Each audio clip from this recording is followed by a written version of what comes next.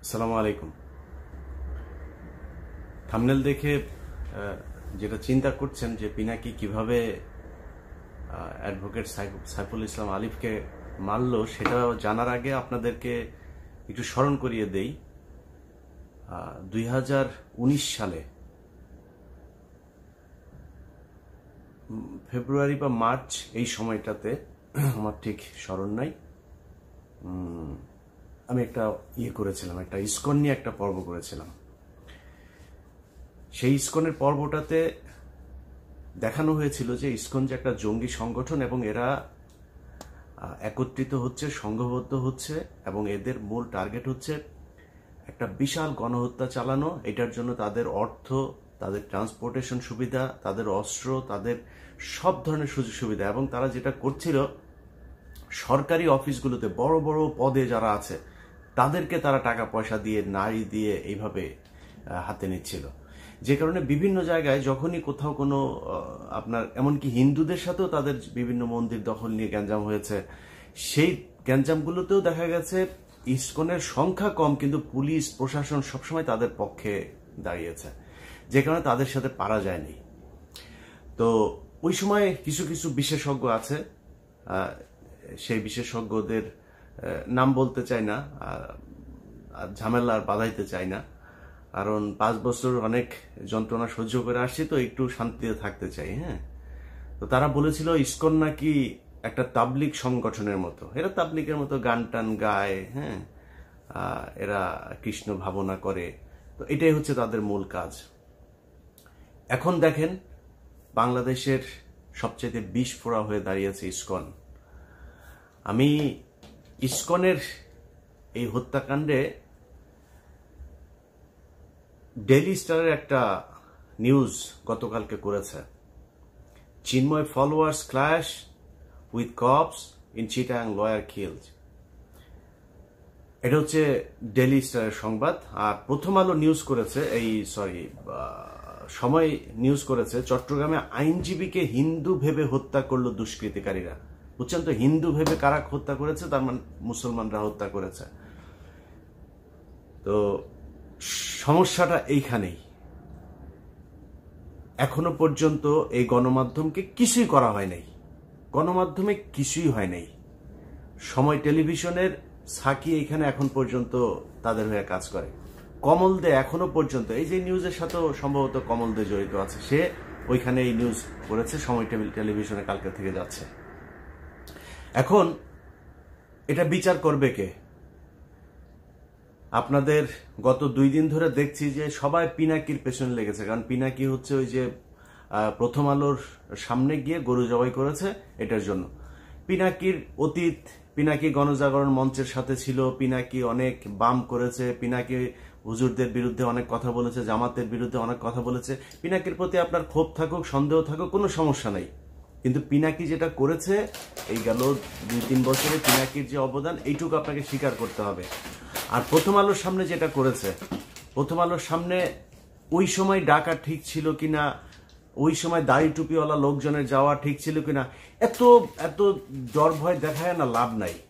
এই দেশে যেই সব এই কুকুরের ছানাগুলো সুশীল সাইজা তারপরে এইসব বলে না, এই কুকুরের ছানাগুলো এই জুলাই আগস্ট মাসে রাস্তায় নামে নাই। এরা আজকে এসে যে চেয়ারে বসছে না, এই চেয়ারে বসা লোকজন এরা এখন দেখাচ্ছে যে আইন, হ্যাঁ, পত্রিকার সামনে যা করা যাবে না, পত্রিকার সামনে এখানে নিউ ইয়র্ক টাইমস, তারপরে এখানে CNN, BBC সবকিছুর সামনেই প্রোটেস্ট করে মানুষ। তো প্রোটেস্ট করা যাবে না কিছুর জন্য? ওইখানে যা প্রথম আলোর বিরুদ্ধে কিছু বলে না, প্রথম আলোর কারোর ধরে টান দেয় নাই তো। প্রথম আলোর সামনে গিয়েছে, তারা গরু জবাই করে তারপরে মাংস খাবে, চলে যাবে। এই আন্দোলন এরকম হওয়া উচিত ছিল কি না ছিল সেটা নিয়ে আপনার অবজারভেশন থাকতে পারে, কিন্তু পিনাকি যেটা করেছে সেটা করার পরে সেই লোকগুলো গিয়েছে, তাদেরকে মারধর করা হয়েছে, মারধর করার পরে তারপরে নিয়ে আবার আটকে রাখা হয়েছে। প্রথম আলোর বিরুদ্ধে কি করা হয়েছে? ওই লোকগুলির অপরাধ কি ছিল? সেখানে গরু জবাই করতে গিয়েছে, এটাই অপরাধ। কিন্তু এই প্রথম আলো এই গেল 15 বছরে অন্তত 1500 মানুষকে অন্তত তারা খুন করেছে। অন্তত এখন পর্যন্ত জেলখানায় আপনার কি কোনো অনুমান আছে কত হাজার আলেম আটক আছে? যে কয়জন আলেম বের হয়েছে সেই কয়জন আলেমরা নিজেরাও এদের নাম টাম বলে না, এদের ব্যাপারে আমার মনে হয় ওনাদের কোনো চিন্তা ভাবনা আছে কিনা সেটাও জানি না। আমি ইলিয়াস, আমার কথা আপনাদেরকে বলে রাখি, আমি ইলিয়াস অ্যাটর্নি জেনারেল পর্যন্ত যায় যদি একটা তদবির করি, ওনার কাছে যদি একটা উপকার চাই, উনি যদি আমাকে একটা উপকার করে, সেই উপকার দিয়ে অন্তত 20 কোটি টাকা আমি ইনকাম করতে পারি।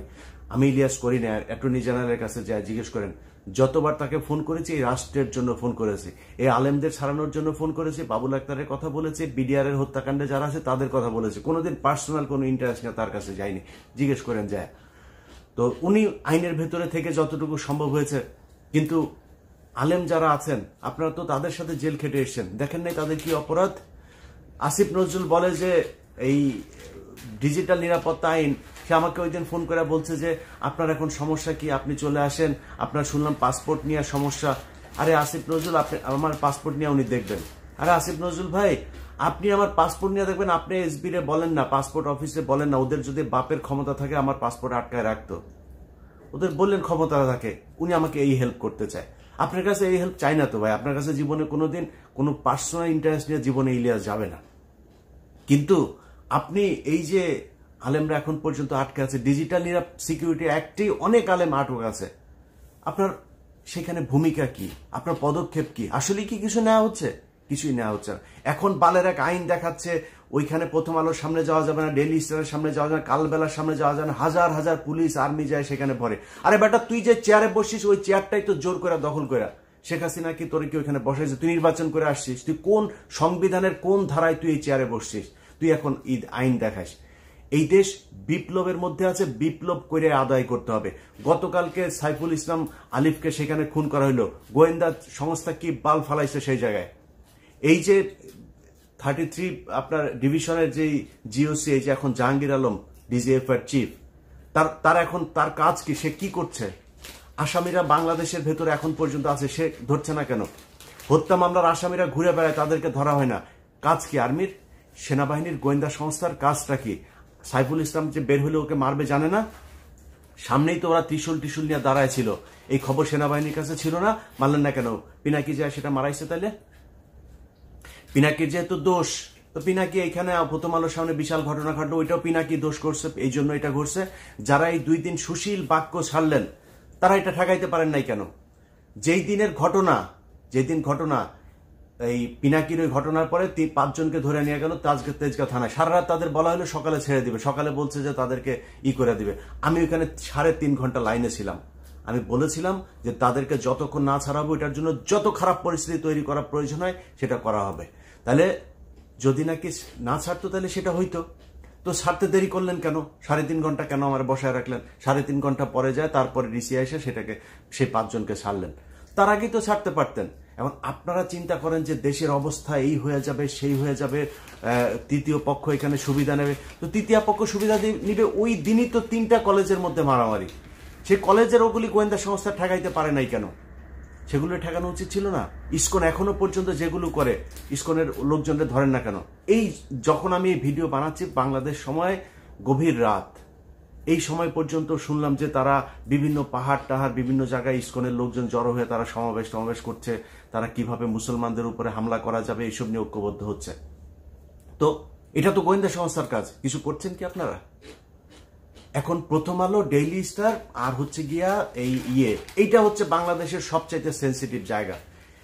এই যে ডেইলি স্টারের যে সংবাদ, যে পুলিশ আর আইনজীবীদের এই ইসকনের নামও নেন, একটা জায়গায় ইসকনের নাম নেই, ওই যে চিন্ময়ের নাম নিচ্ছে, চিন্ময়ের ফলোয়ার্সদের মধ্যে পুলিশের একটা সংঘর্ষ, সেখান থেকে একটা এই নিয়ে হাসপাতালে ভর্তি করেছে। হাসপাতালে ভর্তি করার পরে তারপরে ডাক্তার তাকে কর্তব্যরত ফিজিশিয়ানস তাকে আপনার প্রোনাউন্স করছে যে হি ইজ ডেড।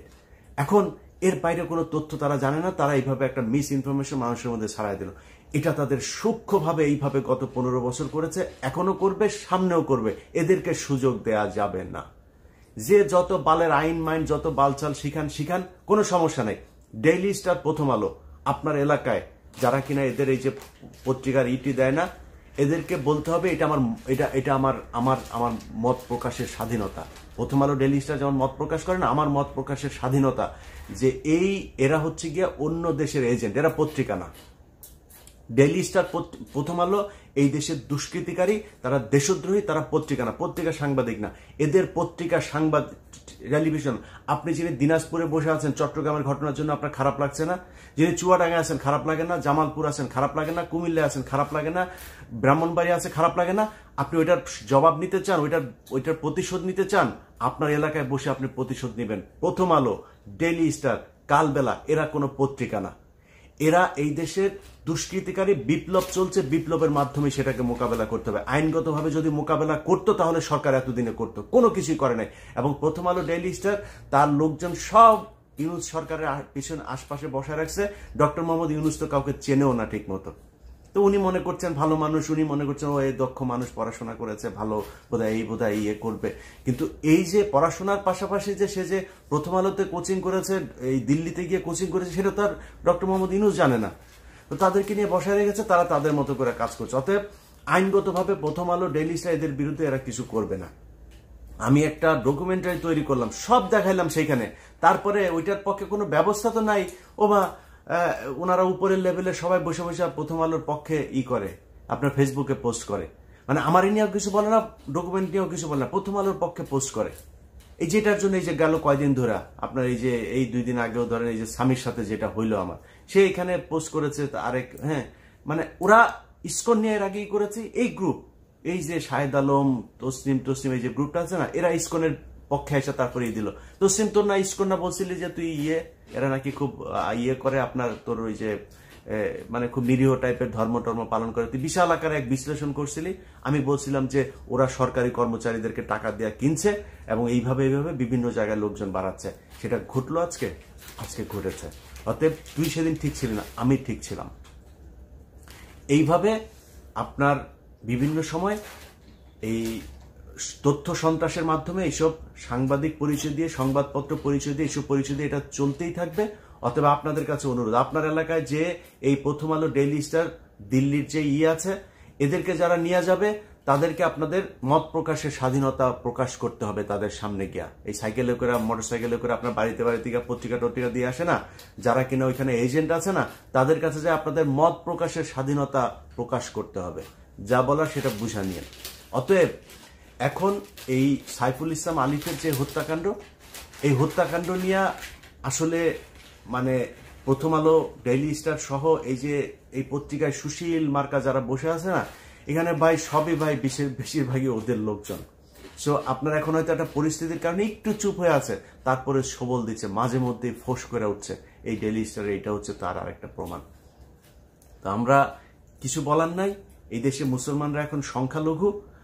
আমরা মানে এমন একটা অবস্থায় আছি, আসলে মানে এই দেশে আমাদের থাকাটা খুব কষ্টকর হয়ে যাবে, খুব ঝুঁকিপূর্ণ একটা জায়গার মধ্যে আছে।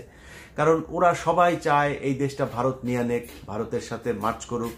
এই হিন্দুদের সাথে আবার বুদ্ধিজীবীরা, সুশীলরা, এখন যারা সরকারে বসেছে, এদের ভেতরেও মানে আমার মনে হয় ডক্টর মোহাম্মদ ইউনুস বাদে এখানে যারা আছে প্রায় সব কয়টাই এইটাই চায়। তো এটা চাইলে আমরা এটা করে এটার কেমনে কি করব বলেন? কিছু করার আছে? করণীয় আছে আমাদের? কিছুই করণীয় নাই। তো যার যা করার, যে যেভাবে চিন্তা করেন, সংঘবদ্ধ থাকেন। ছাত্রদল, ছাত্র শিবির, আপনাদেরকে বলবো ভাই, আপনারা সবাই তো বিক্রি হয়ে যান নাই, আপনাদেরকে বলবো যে আপনারা এই বিষয়গুলো নিয়ে সিরিয়াসলি চিন্তা করেন ভাই। এখন ক্ষমতায় আসা, তারপরে হচ্ছে গিয়ে চাঁদাবাজি করা, ধান্দাবাজি করা, নিজের চিন্তা করা, ভাই দেশটার আগে বাঁচাইতে হবে। এই দেশটার জন্য যদি প্রয়োজন হয়, আবারও বলে নিচ্ছি, এখন তো আমার দেশে গেলে সমস্যা নাই, যদি প্রয়োজনে আপনারা যদি সেরকম কোনো পরিস্থিতি মনে করেন যে দেশে হচ্ছে, ভারতের সাথে যুদ্ধ করতে হবে, আমি আপনাদেরকে কথা দিলাম, আমি ইলিয়াস হোসেন ফার্স্ট পার্সন বুকে গুলি নেওয়ার জন্য দেশে ফিরে আসবো ইনশাল্লাহ। কোনো সুবিধা নেওয়ার জন্য আসবো না। যদি গুলি নেওয়ার সেই পরিস্থিতি তৈরি হয়, ইনশাল্লাহ প্লেনে চড়বো। অতএব আপনাদের কাছে অনুরোধ, রাজনীতি করেন, যা করেন, যেইভাবে করেন, ভাই দেশটা খুব সমস্যার ভেতরে আছে।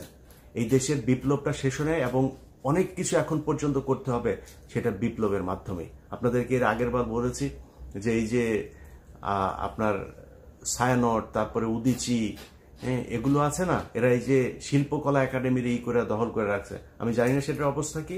আপনাদের কাছে অনুরোধ ভাই, এই যে কলরব আছেন, সাইমন শিল্প গোষ্ঠী আছেন, আরো অনেক জামাত শিবিরের অনেক প্রতিষ্ঠান আছে, কওমিদের অনেক প্রতিষ্ঠান আছে, আপনারা যায় সেগুলো ভাই দখল করবেন। আপনাদের নাটক চলবে, আপনাদের গান চলবে, আপনারা সিনেমা বানাবেন, এগুলো চলবে। সো তারা যদি করতে যায় তারা তাদের মতো করুক, আপনাদের সময় দিয়ে তারপরে তাদের করতে হবে। শুধু তারা সেটা দখল করে রাখবে, এটা হবে না। বিপ্লবের অনেক কিছু ভাই দখল করে নিতে হবে। এখনো পর্যন্ত আইনগতভাবে এই সুশীলদের হাতে নিবেন। এই সুশীল কুকুরের ছানারা এরা জীবনে আপনাদের কথা বলবে না, আমাদের কথা বলবে না। যারা জীবন দিয়েছে তারা এই সুশীল না, তারা এখানে কোনো চেয়ারও পায় নাই, তারা কিছুই পায় নাই। একমাত্র এই নাহিদ আর আসিফ দুইজন এখানে আছে, দুইজন তারপরে খুবই সংখ্যালঘু প্রজাতির হয়ে আছেন। আসিফ যেসব কথাবার্তা বলেন সেসব কথাবার্তা বলার পরে তাকে আবার নানানভাবে থ্রেট দেওয়া হয়, এটা বলা যাবে না, ওইটা বলা যাবে না। নাহিদ তো এমনি চুপচাপ থাকে, একটু যেটুকুই করতে চায় সেইটুকুও মনে করেন তাকে বাধা দেওয়া হয়, এই দোষ ওই দোষ নানান কিছু করে তাদেরকেও কোণঠাসা করার চেষ্টা করা হচ্ছে। তো বিপ্লবের যেই মানে চরিত্র সেটা আসলে সরকার ধারণ করে না, যে কারণে এখনো বাইরে থেকে ফোর্সগুলি আপনাদেরকে ভাই এই বিপ্লবের সমাপ্তিটা করতে হবে, পরবর্তী যা করা সেটা করতে হবে। সবাই ভালো থাকবেন, আল্লাহ হাফেজ।